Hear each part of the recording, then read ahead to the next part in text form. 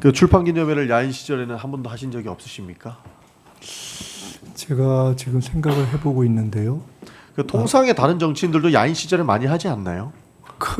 저는 왜냐하면 정치를 다시 하거나 정치를 복귀하겠다 하는 계획을 갖고 쭉 살아오지 않았고 굉장히 그 전망도 불투명한 18년을 보내다가 저로서도 기적처럼 이렇게 다시 돌아온 케이스여서 그랬던 것 같고 출판기념회가 있었던 것 같기도 네? 합니다. 예, 알겠습니다. 그 작은 뭐 규모의 출판기념회 했던 야인 것 시절에는 같습니다. 안 했고 국회의원이 되니까 음성적인 수입원을 위해서 출판기념회를 했다라고 주장하시니까 저는 황당해서 질문을 안 할 수가 없었습니다. 사실 이 출판기념회가 국회의원의 음성적 수입원이라고 아주 악질적인 문제라고 존경하는 주진 의원께서 주장하고 계시지만 정치 신인의 그러니까 야인의 정치적 출정식 자신의 홍보 수단이 될 수도 있는 부분입니다. 원외 인사들은 지금 국회의원님들처럼 후원금도 못 받아요. 그럼 그 정치 자금은 어디서 받아야 됩니까? 그 권력을 가지고 계신 국회의원들께서 원외위원장들, 원외 인사들 합법적인 정치 자금 수입 그 모금을 못 하도록 막고 있지 않습니까? 그렇기 때문에 그 수익으로 인해서 본인의 정치 활동을 영위할 수 있게끔 하는 것인데 그것을 음성적인 수익원으로 이야기한다. 재산이 수십억 원씩 있는 사람들은 이해를 못할 수 있으나 돈 없는 사람도 정치해야죠. 그래야 세상이 바뀌지 않겠습니까? 그리고 조의금으로 시비 거는 거는 저는 굉장히 황당합니다. 그러니까 당신이 권력이 있기 때문에 그 많은 사람들이 와서 그 많은 돈을 냈을 것이다 라고 주장하는 건데 가족이 돌아가셨을 때 위로금 성격으로 주는 돈입니다. 그리고 현금의 융통이 있었다라고 지속적으로 주장을 하는데 후보자께서는 본인의 책임, 과거에 문제 있었던 거 인정하시고 그 사회적 책임을 다하기 위해서 가족이 상을 당하셔서 그 돈을 가지고도 추징금을 납부하셨어요. 그 가슴 아픈 돈으로도 추징금을 납부할 만큼 사회적 책임을 다했습니다. 전두환 29만 원 있다고 도망칠 때 비판 한번 안 하던 사람들이 그 금액으로 자신의 책임을 다해서 추징금 납부하는 것을 현금의 융통이라고 당신 문제 있다고 얘기할 수 있습니까? 저는 그 부분에서 굉장히 유감이라는 말씀을 안 드릴 수가 없는 겁니다. 그래서 정치 시스템을 바꿔야 되는 것이지 검은봉투법이라고 해가지고 이것을 폄훼하고 정치의 출발선 자체 원외 인사들한테는 굉장히 악재가 될 수 있어요. 이런 막는 방법은 바람직하지 않다는 말씀 드리겠습니다. 저는 국민의힘에서 제기한 이른바 6억의 출처 이거 명쾌하게 해결 다 됐다고 생각합니다. 조금 전에 연도 이야기하면서 이 금액이 어디 있었고 다 말씀드렸잖아요. 빙부상 조의금으로 돈 냈고 출판기념회 있는 해에 더 많은 추징금 냈고 그거 부족한 부분들은 본인의 세비의 절반 이상을 털어서 추징금 냈습니다. 그것은 도망치지 않고 사회적 책임을 다하겠다라고 하는 후보자의 철학이 들어가 있었던 거라고 보는 거고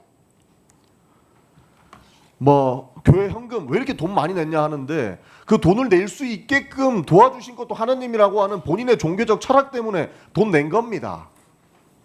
그것까지 비판하실 수 있나? 그렇게 본인의 세비로 생활이 안 되니까 배우자는 후보자한테 말도 못하고 친정에다가 생활비 좀 달라고 이야기를 했나 봅니다. 그렇게 아등바등 살아왔는데 그런 내용들 다 그런 현실들 다 빼고 후보자는 문제가 있어야 되는데 하면서 계속 현금 융통이 있었잖아요. 문제 있잖아요. 라고 이야기하니까 저는 이 청문회가 도대체 인대용 기후제 이상의 무언가를 만들기 위해서 하고 있는 건가 이해할 수가 없는 겁니다. 그래서 명쾌하게 해결됐으니까 제발 이 문제는 더 이상 흠집 내경으로 되지 않았으면 좋겠다. 본인들이 수입으로 문제 제기하고 의심하는 것들을 다 모아가지고 6억을 장롱 안에 섞어 넣었다. 이런 가짜뉴스 거짓말 왜곡 현상 왜곡 발언들은 좀 안 했으면 좋겠다는 말씀을 좀 드리겠습니다. 후보자께서도 스스로 책에 돈에 대한 묘한 결벽증이 있다. 이번 후보에 그런 내용도 밝히셨고 껌껌이 설명하지 않았습니까? 조금 전에 PPT에 나왔던 내용 후보자님 전부 사실입니까? 답변 한번 부탁드립니다. 틀린 부분은 틀렸다고 말씀드렸고 제가 느끼기에는 궁금해하시는 부분에 대한 답은 사실상 다 드린 것 아닌가 생각합니다. 그러니까 충분히 네. 뭐 그래도 더 궁금하시다면 그건 뭐 어떻게 하겠습니까? 소명할 수 있는 부분은 충분히 소명했다고 보고 그래도 의혹이 있다면 성실하게 답변해 주시는 게 맞기 때문에 해주셨다고 생각을 합니다. 마치 거액을 숨긴 것처럼 마치 불법 정치 자금을 받았어야 되는데 안 받았다라고 하는 방식의 청문회는 되지 않았으면 좋겠다는 말씀 좀 드리고 싶습니다. 그리고 먼지가 날 때까지 터는 식의 공격은 지금 이미 진행됐다고 봅니다. 시간이 없어서 간단하게 질문 하나만 드리겠습니다. 저는 우리 사회가 먹고 살기는 다 힘든데 소비자를 기만하는 행위는 좀 없었으면 좋겠습니다. 지금 사회 현상에 대해서 말씀을 하나만 드리고 싶은데요. 최근에 한 그 플랫폼 업체에서 배달비를 무료로 하겠다라고 이야기하고 있어요. 근데 매장에서는 9,000원인 메뉴가 배달 앱에는 12,000원인 겁니다. 그러니까 조삼모사가 되는 거죠. 소비자는 속고 자영업자는 플랫폼에 대한 비용 충당을 위해서 어쩔 수 없는 선택을 하고 있습니다. 이게 공정거래 측면에서 바람직한 현상인가를 저희가 묻지 않을 수가 없습니다. 그래서 시간이 짧아서 그냥 다 생략하고 질문만 드리겠습니다. 이 관련된 내용만 답변해 주시면 좋을 것 같습니다. 플랫폼과 자영업 간의 수수료 부담 전가 문제를 좀 총리가 되신다면 국무조정실을 통해서 해결해 주셔야 된다고 보는 것이고, 플랫폼 수수료 상한제라든지 협업 방식의 자율 규제 등이 필요하다고 보는 겁니다. 울며 겨자 먹기식으로 사회적 문제가 지속적으로 발생하고 있는 부분 때문에 소비자는 기만당하고 있는 것이고 자영업자들은 더 힘든 상황에 내몰리게 된다라는 말씀 드리고 싶습니다. 그래서 소비자가 가격 혼란 해소와 자영업 부담 완화 제도 개선이 필요하다. 그러니까 플랫폼 수수료와 관련된 내용들은 총체적인 측면에서 접근이 필요하고 공정한 거래가 있을 수 있는 환경을 조성해야 된다라는 말씀 드리고 싶습니다. 이 문제 방치하면 안 된다. 소비자 신뢰 회복해야 된다. 자영업 부담 완화해야 된다라고 하는데 이에 대한 정책을 검토해 주시길 부탁드리고 이에 대한 생각을 좀 말씀해 주시길 부탁드리겠습니다.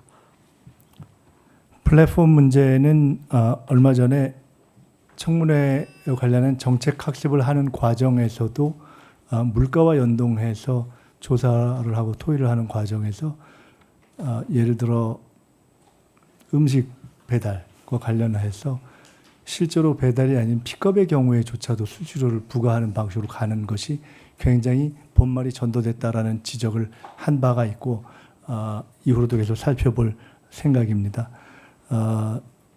존경하는 전영기 의원님께서 질문 중에 제기됐던 여러 문제 제기에 대한 문제점을 지적해 주셨기 때문에 그에 대해서 그냥 간단하게 두 가지만 말씀드립니다.